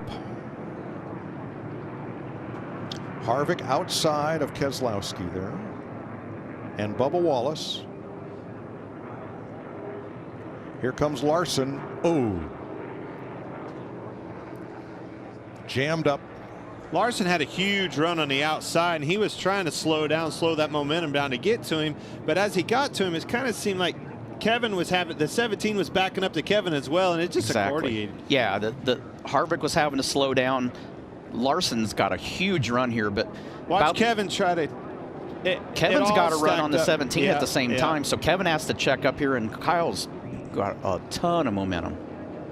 Yeah, you saw Kevin kind of move to the outside, and Larson was trying to tee him up, square him up, so it was a good bump draft, and they both hit at an angle and spun him around. And you could see how the exhaust pipes out of the 5 car. You could see where he lifted, so it wasn't like he just ran in there and plowed through. And 2 cars that shoot through the middle, Kyle Busch and David Reagan in the 15. One more inside, then you're clear low. He moved up to square up to the 17 right at the time as the 5 hit him. It's just a timing thing, accordioned, and away they went. Dang it, took out a lot of good ones there as well.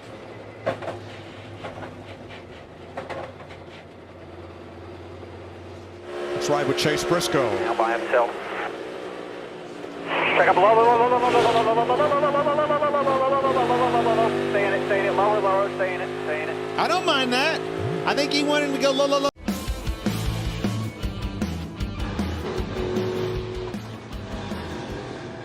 Blaney. I knew it.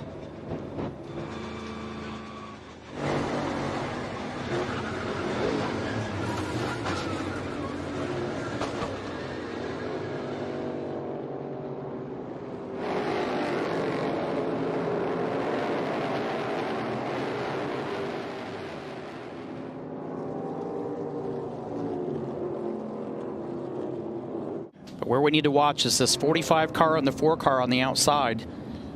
A little bit of gap here. Kevin closes in, contact with the 45. That's what also catches the 12. And then it's on. Yeah, it didn't take much. It looked like Tyler was having trouble holding on to it, and as soon as that 4 got back to his bumper in the corner, it just unfortunately turned him right into the 12. Let's listen to Harvick here. I just got him in the wrong spot of the corner there. I don't know if I actually even touched him, but just came out from underneath him. Man, did you see how close Chastain was to that? Eric Jones, Chase Elliott, Daniel Suarez are all collateral damage. Oh, they're wrecking. Big wreck.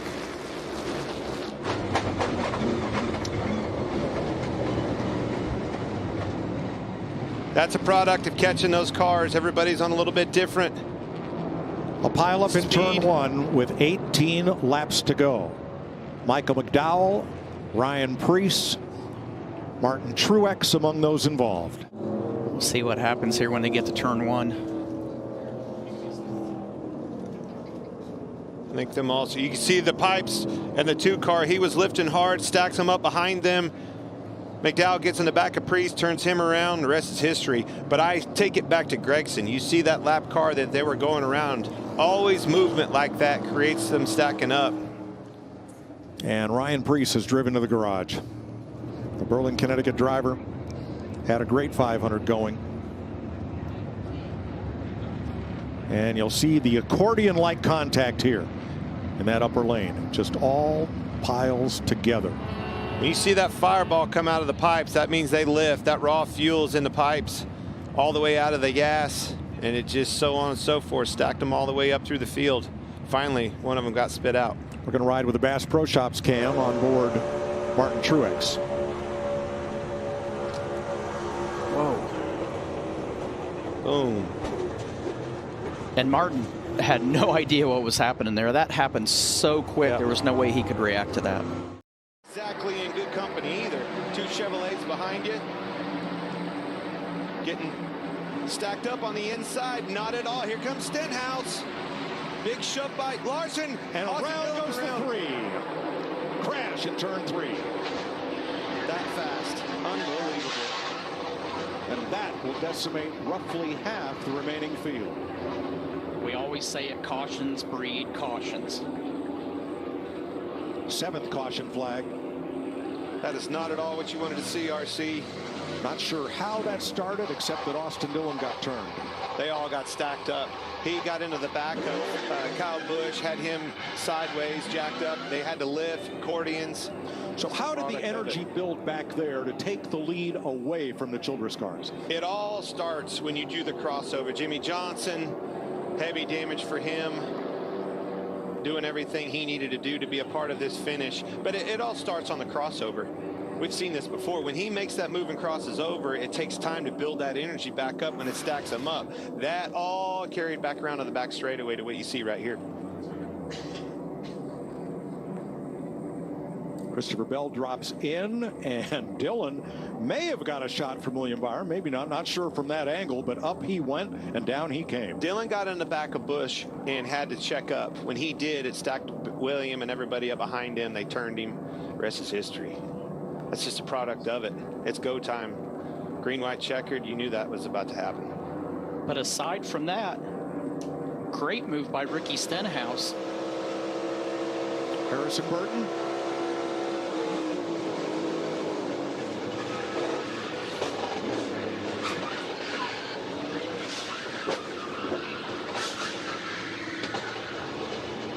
And we'll ride along with Noah Gragson. There's Gragson off to the left. We'll ride with him next.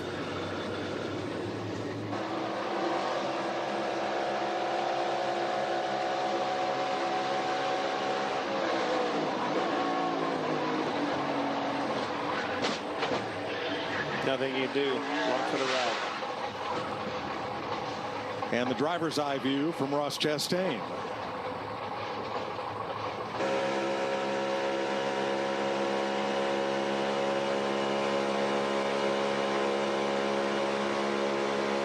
Boy, it never lifted.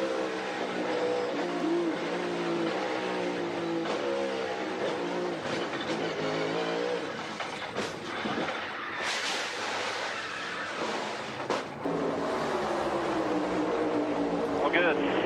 You got the help. Larson tried to go to the middle. Oh, he got turned. Larson Pastrana in the fence.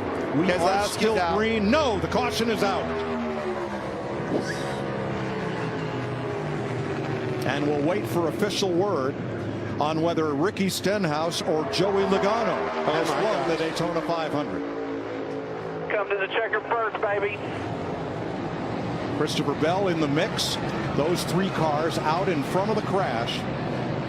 Slow down. They'll have to cross the line, but one of them locked in will win the Daytona 500. What is Bell doing here? Oh. On the track, caution and checker waiting. Chevy, Ford, Stenhouse, Logano. Here is how this will be decided. It is not the flag. It is not the caution lights. It is NASCAR's decision as to where those two cars were when the button was pushed to activate the caution, and Ricky Stenhouse has won the Daytona 500. Ricky Stenhouse Jr., Daytona 500 winner. Let me tell you, that's been a long time coming. That boy has been aggressive. He's been close. He's been knocking on the door on a track like this, and it's finally his turn. Daytona 500. That does not surprise me, Tony. No, not one bit. He's fantastic on the super speedways like this, and he, like you mentioned earlier, he's very aggressive, but he's aggressive in a way that gets him to the front. It's not a reckless way. He just is going to do everything he can to get there. Man. Look above your head. Look on that roll bar. I see it, boys. I see it. Spotter Tab Boyd, crew chief Mike Kelly, team owners, husband and wife team Jody and Tad Geschecter, along with NBA legend Brad Doherty, own that single car team. Stenhouse's best previous finish in the 500 was 7th. He becomes the 42nd driver to win the Great American Race, and here it is. I think the win comes from the 5. When the 5 moved up to try to go around him and lost that momentum, that gets the 5 in trouble. Here comes the energy. Bell filled that void, gives him a big shot. 5 gets turned around. Look, right there, he's in front of him and wins this Great American Race. Had the 5 stayed in front of him, the 5's going to be the one when I think back of this race, he's going to be coulda, woulda, shoulda. Oh, so close. Stenhouse won here in July 2017.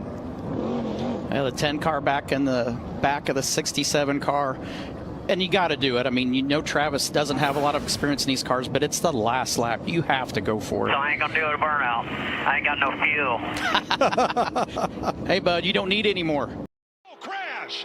Two cars slam together, and Harrison Burton takes a wild ride through the grass and up into more traffic, gets tagged, turned around, and 5 cars are in it. Ryan Preece. I think he missed that inside wall. Harrison Burton, big damage on the 21 car. And Carson Hocevar, the rookie, gets taken out into that very, very wet grass in the ball field. The Wood brothers trying for their 100th ever NASCAR win, and Harrison Burton gets tagged and sent. Well, this is exactly what you don't want to see happen.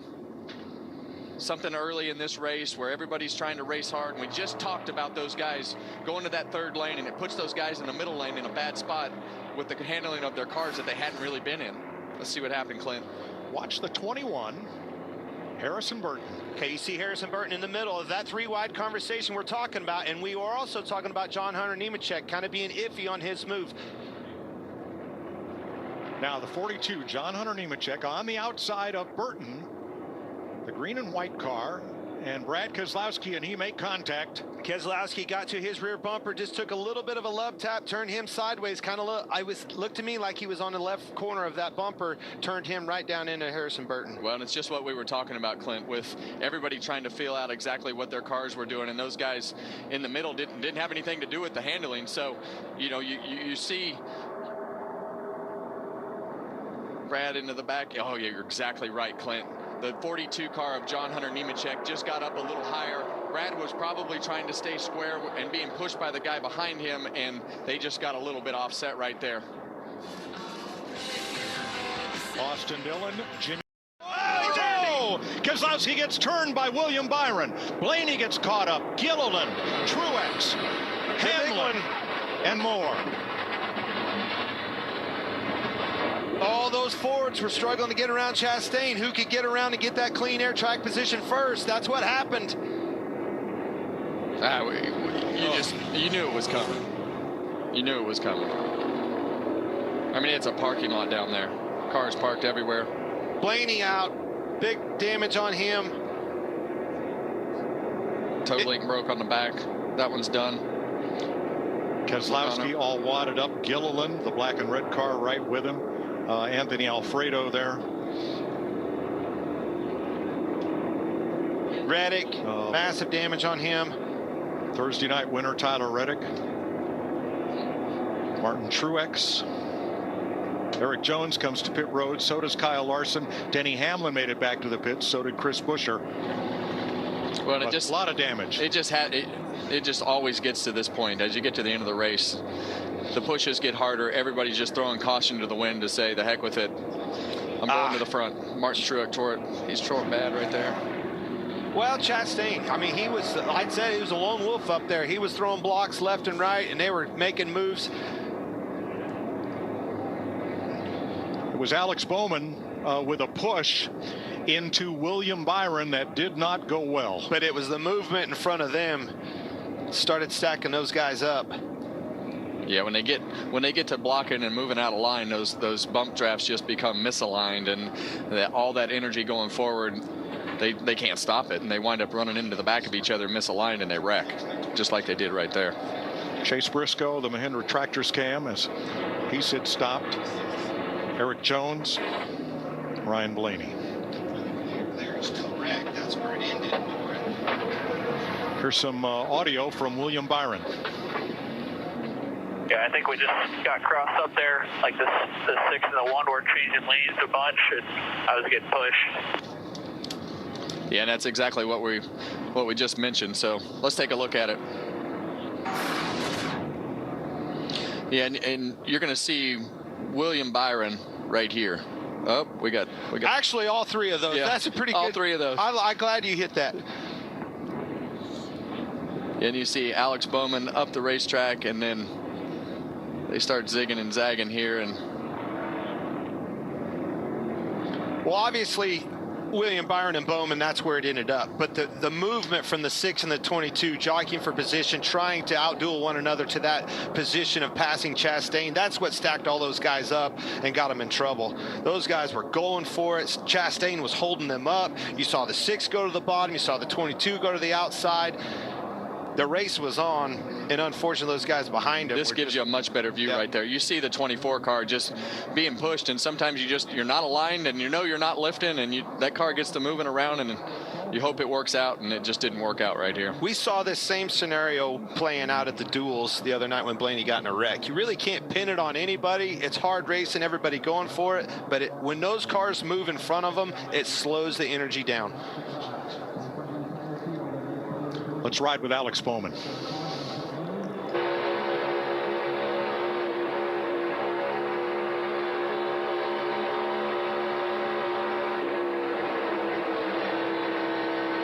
was trying to stay off of him. And you heard him lifting out of the gas. Several times.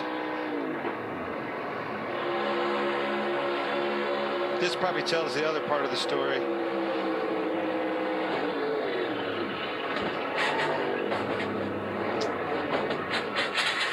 You're not going to run 3 wide that long. Well, we said it several laps ago, right? We both said it. The way that the pushes were coming, it was just a matter of time before this happened. And with the energy and everything that there is right now, it's just too much for the cars to handle to go straight. And that was a classic example of just they missed the back bumper of that car. Yeah, when Kozlowski turns. Oh my gosh. If that left rear quarter panel wasn't curved in a little bit, I mean, it went right with the curvature of the left rear quarter panel. Ross Chastain and Brandon McReynolds did a phenomenal job of keeping those guys behind him. Had he slipped up one time and missed a block, he'd have been right in the middle of that. All right, let's do this next replay in real time.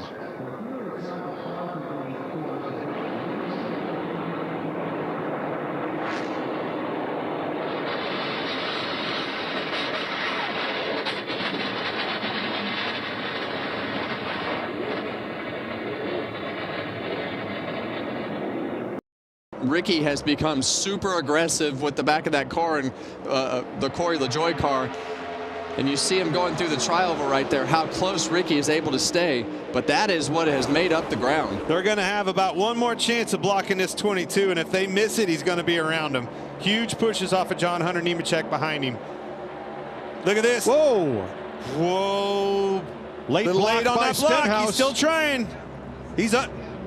Trying to squeeze it, couldn't do it. Into the wall goes Logano.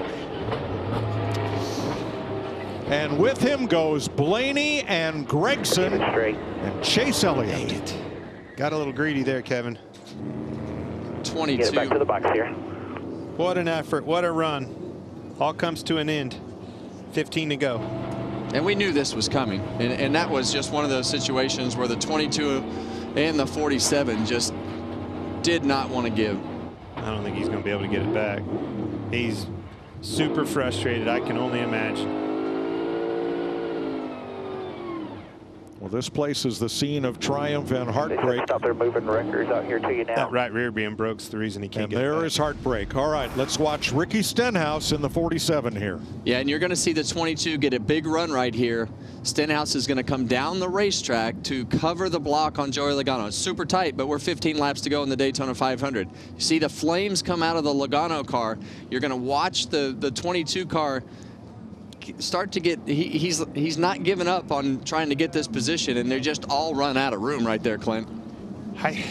Kyle Busch got knocked to the inside as well as those cars that crashed into the outside. Did not see him. Joey's going to be very frustrated with that, with Stenhouse, obviously, but a little bit of patience. I think as fast as his car was, he was going to have another shot at that.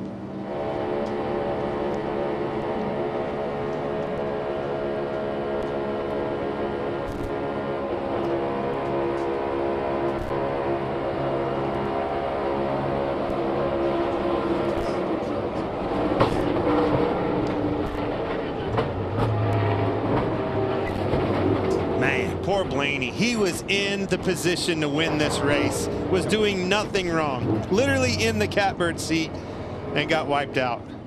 Ryan Blaney there to the inside in blue and yellow, a two-time runner-up. The 500 gets taken out as mayhem ensues.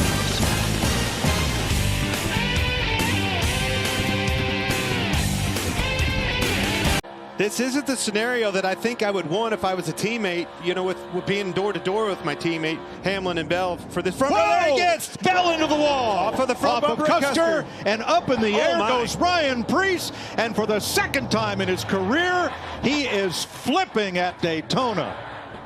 Good grief.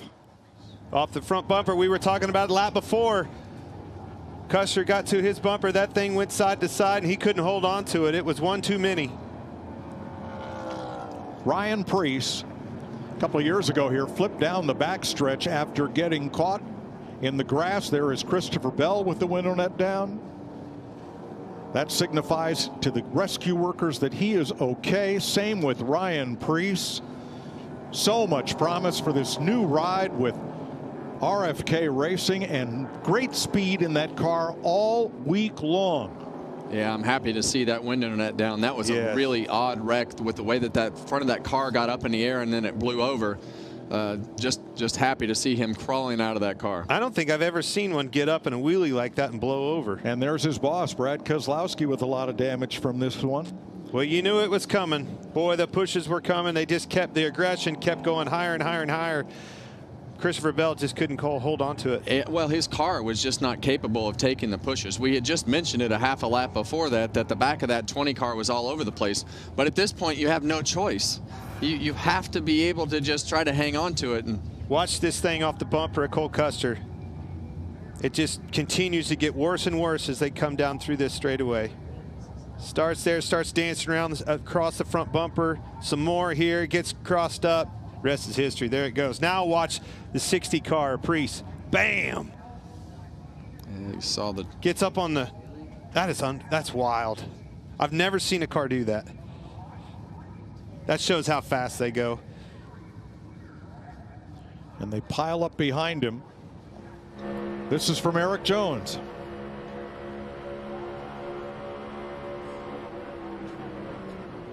Oh. Whoa.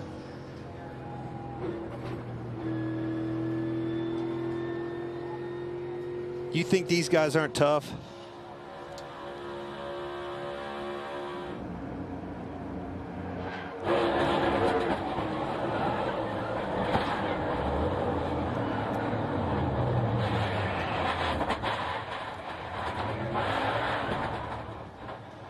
A devastating crash for Ryan Preece.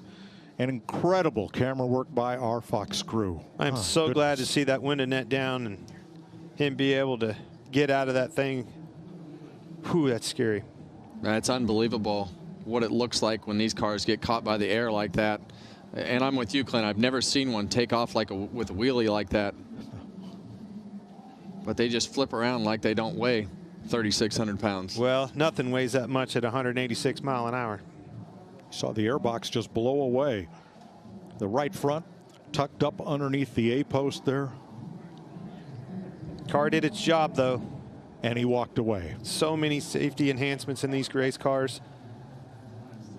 Full, start up in turn 3. I was right, guys. It starts right here with Connor Zilic. You watch him. He gets into the side of the 40 once. It happens again, and then Cody Ware behind him. Keep an eye on the stack up. Moving around, car got squirrely, got a little bit loose up off the corner. They touch again. Rest is history. Watch Austin Dillon. Boom! Ooh. Big shot into Briscoe down low. Looked like Chastain got into Cody Ware and sent them spinning. You see the 34 car at the end, big hit. And it looked like, I can't tell if Connor was coming up the racetrack to side draft or Justin was going down, but regardless, it stacked him up, and Ross Chastain got into the right front of Cody Ware. And when you hit the right front of these cars, it just immediately hangs a left. Austin Dillon with nowhere to go. A lot of damage on that 3 car. A lot of movement with Zilic. That's the first time. Second time, you see him starting to move around, trying to avoid it. Boy, and if you're Johnny Morris, when you have your cars, what are the odds of your cars running into each other like that?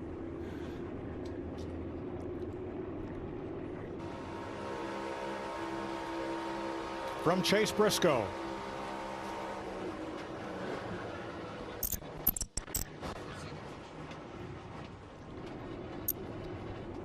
Pretty hard hit, even at reduced speed down in the infield grass. Yeah, it'll be interesting to see what they say about the right front suspension on that car as we're on board with Austin Dillon right here.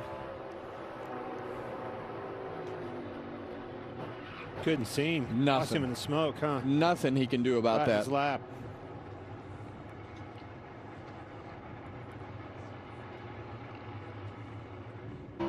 And from Bubba Wallace.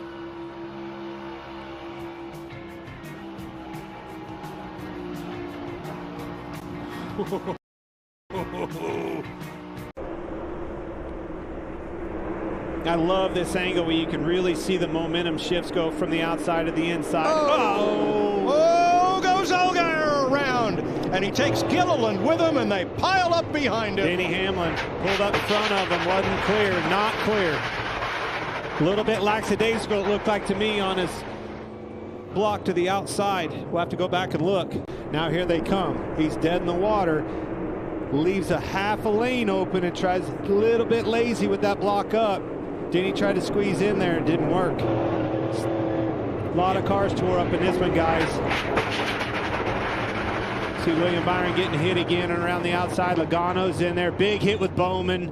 Gilliland's 34 got hit at least 3 different times. You see right there, I mean, once Hamlin gets in that position and goes for it on the outside, now he's got them all stacked up behind him and he's pushing. The 40 is a little bit slow with that block.